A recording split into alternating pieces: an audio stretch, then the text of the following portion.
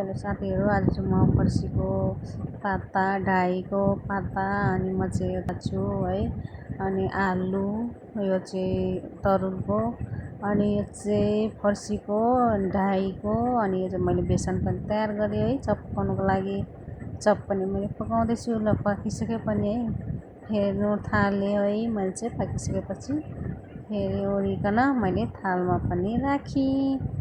Chop यस्तो हुन्छ ढाईको भनेर मैले चाहिँ देखाउँदैछु कि यस्तो हो भनेर। यसको चाहिँ चप हामीले खान्छ क्या ढाईको, प्रायः जस्तो पूर्व चाहिँ धेरै खान्छ कि ओलको साग भन्छ कि यसलाई चाहिँ ओल ओल भन्दो रहेछ उता पूर्वको मान्छेहरूले चाहिँ ओलको साग। अनि म चाहिँ पकाउँदैछु यसरी नै हामीहरू चाहिँ चप। अनि यति गरिसकेपछि मैले चाहिँ छैँ पारेँ चप। यसरी नै पकाइन्छ है हामीले चाहिँ यो ढाकीको चप हो। अनि मेरो छोराले चाहिँ यहाँ लिएर खाँदैछ। कस्तो छ छोरा भन्दा मिठो छ अरे भन्दै खाँदै गर्दा चाहिँ त्यो एकदम मिठो छ भनेर देखाइरहेको छ क्या।